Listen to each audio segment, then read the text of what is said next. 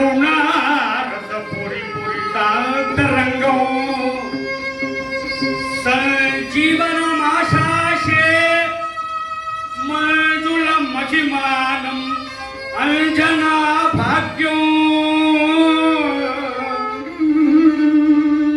దూరీకృత శితార్తికి ప్రకటీకృత రామ వైభవ స్ఫూర్తికి దారిత రావణ కీర్తి పురదో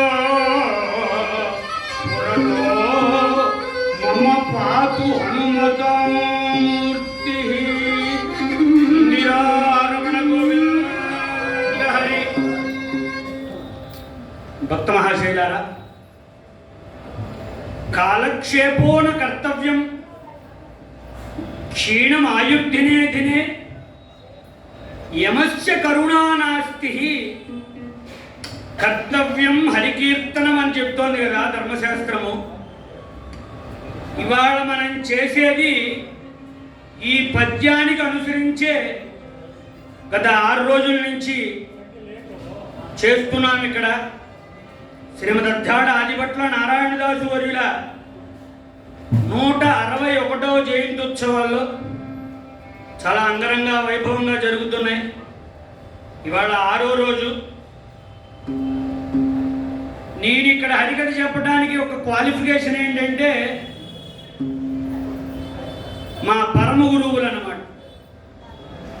కైవల్యానంద సరస్వతి స్వామి వారి యొక్క మనవణ్ణని చెప్పే ఇక్కడ హరికథకు ఒకటే క్వాలిఫికేషన్. సంగీతం రాదు, సాహిత్యం ఏదో వారితో తిరుగుతున్నాను కనుక అటు ఇటుగా వచ్చింది, తాళం తెలియదు. కానీ మీ ముందు ఒక ప్రయత్నం అన్నమాట. ఎందుకని అంటే ఆ హరికథ అంటే ఒక ఆసక్తి చిన్నప్పటి నుంచి అట్లా ఉన్నది. ఎందుకంటే మా నాన్నగారు వాళ్ళతో ఈ ఉత్సవాలు చూడటం, తిరగటం, దాంతో హరికథ అంటే ఒక ఆసక్తితో ఈ మధ్య ప్రారంభించారు.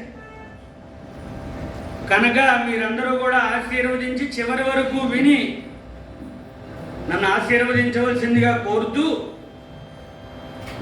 అట్లానే ఈ ఉత్సవాలు ఇంత అంగరంగ వైభవంగా జరగటానికి వజ్రోత్సవాలు కదా 75 ఏళ్ళ నుంచి చేస్తున్నారంటే ఏమిటయ్యా అంటే త్యాగేన యజ్ఞేన అమృతత్వ మానసు అని చెబుతోంది ధర్మశాస్త్రము. అంటే భక్తిలో ఎటువంటి భక్తి కావాలి అని అంటే త్యాగభక్తి కావాలటండి.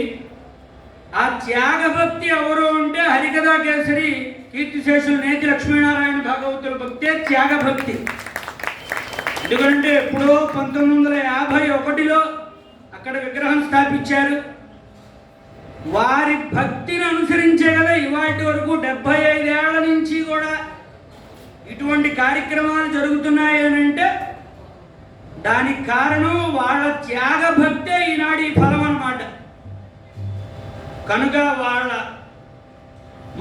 మనువులు యనమండ్ర కృష్ణయ్య గారు కూడా ఈ సంస్థకి ఎంతో ఇతోధికంగా సహాయం చేసి